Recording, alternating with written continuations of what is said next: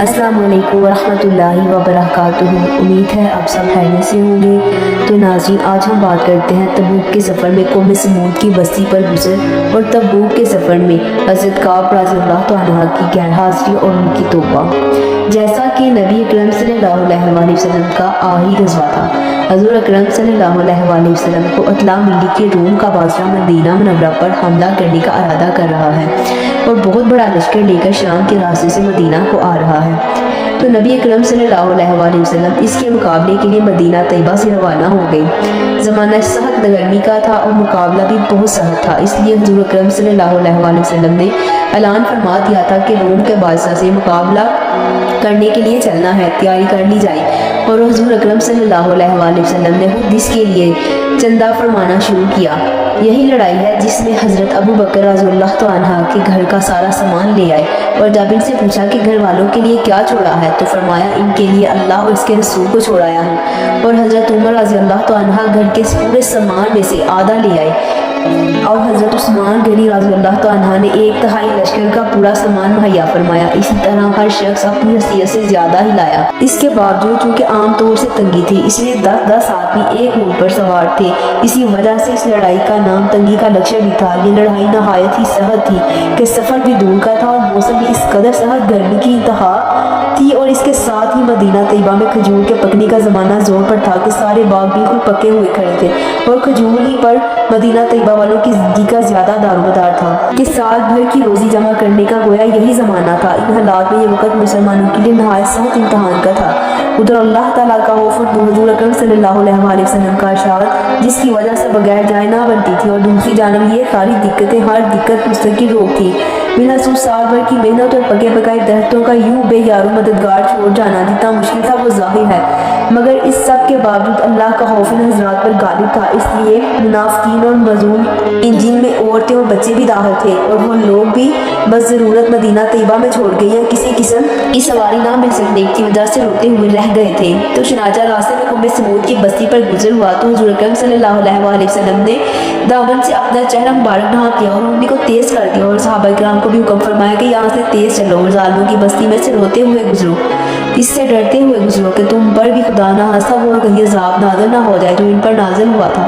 تو اللہ کے پیارے نبی صلی اللہ علیہ وسلم اور لاڈلے رسول صلی اللہ علیہ وسلم عذاب والی جگہ سے ڈرتا ہوا، خوف کرتا ہوا گزرتا ہے، اور اپنے جانسار دوستوں کو جو اس سخت مجبوری کے وقت میں بھی جان نثاری کا ثبوت دیتے ہیں، روتے ہوئے جانے کا حکم فرماتے ہیں۔ خدا نہ خواستہ وہ عذاب ان پر بھی نہ نازل ہو جائے۔ ہم لوگ کسی بستی میں زلزلہ آ جائے تو اس کو سیرگاہ بناتے ہیں۔ علاوہ 80 سے زیادہ تو منافق انصار میں سے تھے۔ ان کے علاوہ ایک بڑی جماعت باہر کے لوگوں میں سے ایسی تھی جو شریک نہیں ہوا۔ اتنا ہی نہیں بلکہ یہ لوگ دوسروں کو بھی جانے سے روکتے تھے، ان کو کہتے تھے گرمی میں نہ نکلو۔ تو حق تعالیٰ فرماتے ہیں جہنم کی آگ کی گرمی بہت سخت ہے۔ ان کے علاوہ 3 مسلمان ایسے بھی تھے جو بلا کسی نظر کبھی کے اس لڑائی میں شریک نہیں ہو سکے تھے۔ ایک کعب بن مالک رضی اللہ عنہ، دوسرے بلال بن امیہ رضی اللہ عنہ، اور تیسرے مرارۃ بن ربیع رضی اللہ عنہ۔ یہ تینوں حضرات کسی نفاق یا عذر سے نہیں ٹھہرے بلکہ خوشحالی رہ جانے کا سبب بن گئی۔ کعب بن رضی اللہ عنہ اپنی سرگزشت جو اس موقع پر پیش آئی مفصول سناتے ہیں جو آئندہ آ رہی ہے۔ مرارۃ بن ربیع رضی اللہ عنہ کا باغ وہ پھل رہا تھا۔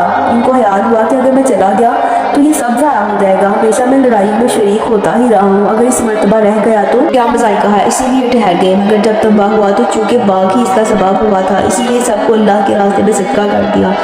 ہلال رضی اللہ عنہ کے اہل و عیال کہیں گئے ہوئے تھے، اتفاق سے اس موقع پر سب جمع ہو گئے۔ ان کو بھی یہی خیال ہوا ہمیشہ شرکت ہی کرتا رہا ہوں، اگر اس موقع پر نہ جاؤں تو کیا حرج ہے، اس لیے ٹھہر گئے۔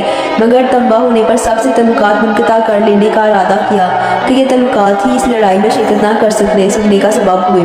حضرت کعب رضی اللہ عنہ کا قصہ حدیث میں کثرت سے آتا ہے۔ وہ اپنی سرگزشت بڑی تفصیل سے سنایا کرتے تھے۔ وہ فرماتے ہیں کہ میں تبوک سے پہلے کسی لڑائی میں بھی اتنا قوی مالدار نہیں تھا جتنا کہ تبوک کے وقت تھا۔ اس وقت میرے پاس خود اپنی ذاتی 2 اونٹنیاں تھیں، اس سے پہلے کبھی بھی 2 اونٹیاں میرے پاس ہونے کی نوبت نہیں آئی۔ حضور اکرم صلی اللہ علیہ وسلم کی ہمیشہ عادت شریفہ یہ تھی کہ جس طرف لڑائی کا ارادہ ہوتا تھا اس کا اظہار نہیں ہوتا تھا، بلکہ دوسری جانب کے احوال دریافت فرماتے تھے۔ مگر اس لڑائی میں چونکہ گرمی بھی شدید تھی اور سفر بھی دور کا تھا، ان کے علاوہ دشمنوں کی بھی بہت بڑی جماعت تھی، اس لیے صاف اعلان فرما دیا تھا تاکہ لوگ تیاری کر لیں۔ چنانچہ مسلمانوں کی اتنی بڑی جماعت حضور اکرم صلی اللہ علیہ وسلم کے ساتھ ہو گئی کہ رجسٹر میں ان کا نام بھی لکھنا دشوار تھا۔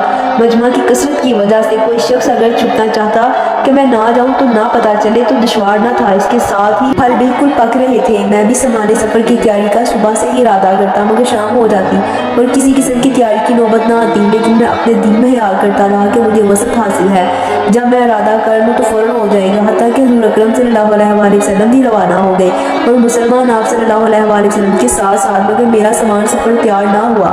پھر بھی یہی خیال رہا کہ 1-2 روز میں تیار کر کے جا ملوں گا۔ اسی طرح آج کل پر ٹلتا رہا، حتیٰ کہ حضور اکرم صلی اللہ علیہ وسلم کے وہاں پہنچنے کا زمانہ تقریباً آ گیا۔ اس وقت میں نے کوشش بھی کی مگر سامان نہ ہو سکا۔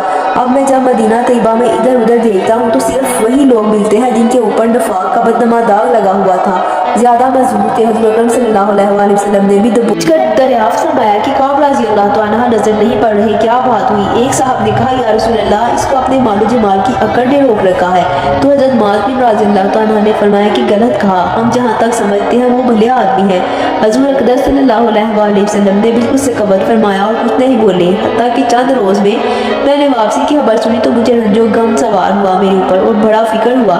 دل میں جھوٹے جھوٹے اثر آتے تھے کہ اس وقت کسی فرضی نظر سے حضور اکرم صلی اللہ علیہ وسلم کے غصہ سے جان بچا لوں، پھر کسی وقت معافی کی درخواست کر لوں گا۔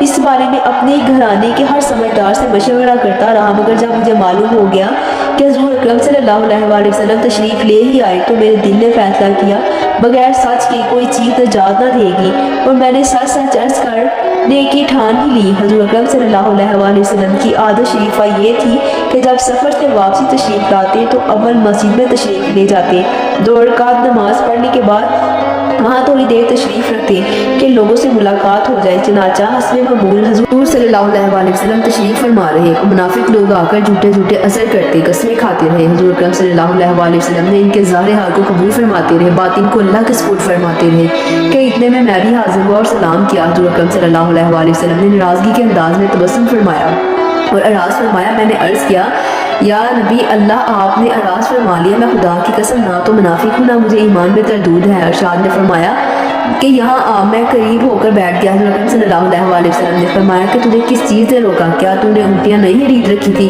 میں نے عرض کیا یا رسول اللہ، اگر میں کسی دنیا دار کے پاس اس وقت ہوتا تو مجھے یقین ہے کہ میں اس کی غصہ میں معقول اجر کے ساتھ خلاصی پا لیتا کہ مجھے بات کرنے کا سلیقہ اللہ تعالیٰ نے عطا فرمایا ہے، لیکن آپ صلی اللہ علیہ وسلم کے متعلق مجھے معلوم ہے اگر آج جھوٹ سے آپ صلی اللہ علیہ وسلم کو راضی کر لوں تو قریب ہے کہ اللہ تعالیٰ مجھ سے ناراض ہوں گے، اور اگر آپ سے صاف صاف عرض کر دوں تو آپ کو غصہ آئے گا، لیکن قریب ہے کہ اللہ پاک کی ذات آپ صلی اللہ علیہ وسلم کے عطا کو ظاہر فرما دے گی۔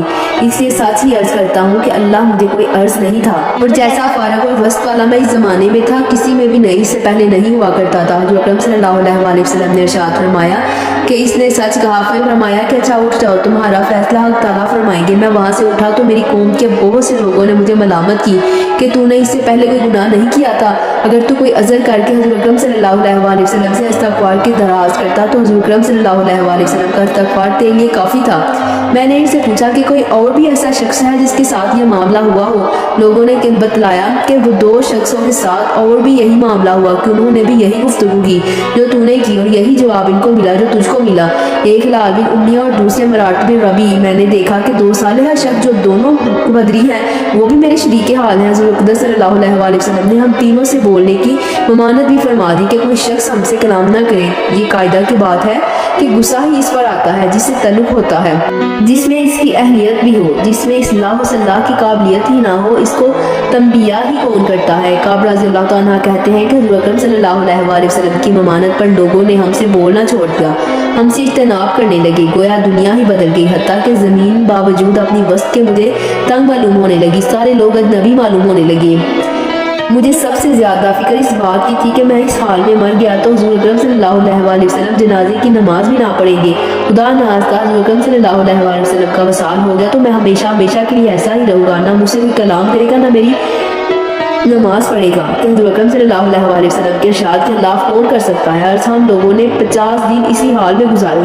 میرے دونوں ساتھی تو شروع ہی سے گھروں میں چھپ کر بیٹھ گئے تھے. میں سب میں کبھی تھا, چلتا پھرتا, بازار میں جاتا, نماز میں شریک ہوتا, مگر مجھ سے کوئی بات نہ کرتا. حضور اکرم صلی اللہ علیہ وسلم کی مجلس میں حاضر ہو کر سلام کرتا اور بہت غور سے خیال کرتا کہ حضور اکرم کے لب مبارک جواب کے لیے ہلے. نماز کے بعد حضور اکرم صلی اللہ علیہ وسلم کے قریب ہی کھڑے ہو کر نماز پوری کرتا اور آنکھ چرا کر دیکھتا کہ حضور اکرم صلی اللہ علیہ وسلم مجھے دیکھتے بھی ہیں یا نہیں. جب میں نماز میں مشغول ہوتا تو حضور اکرم صلی اللہ علیہ وسلم مجھے دیکھتے اور جب میں ادھر متوجہ ہوتا تو حضور اکرم صلی اللہ علیہ وسلم منہ پھیر لیتے, میری جانب سے اعراض فرماتے. عرض یہی حالات گزرتے رہے. مسلمانوں کا بات چیت بند کرنا مجھ پر بہت ہی بھاری ہو گیا, یہاں تک کہ میرے چچا زاد بھائی بھی میری سلام کا جواب دینا بھی گوارا نہیں سمجھتے تھے. میں نے ان کو قسم دے کر پوچھا کہ کیا تمہیں معلوم نہیں کہ مجھے اللہ اور اس کے رسول سے کتنی محبت ہے. انہوں نے اس بات کا جواب نہ دیا.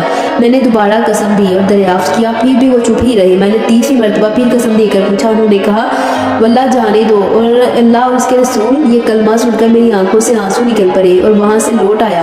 اسی دوران ایک مرتبہ مدینہ کے بازار میں جا رہا تھا کہ ایک کپتی کو جو نصرانی تھا اور شام سے مدینہ منورہ اپنا گلا فروخت کرنے آیا تھا, یہ کہتے ہوئے سنا کہ کوئی کعب بن مالک کا پتہ بتا دو.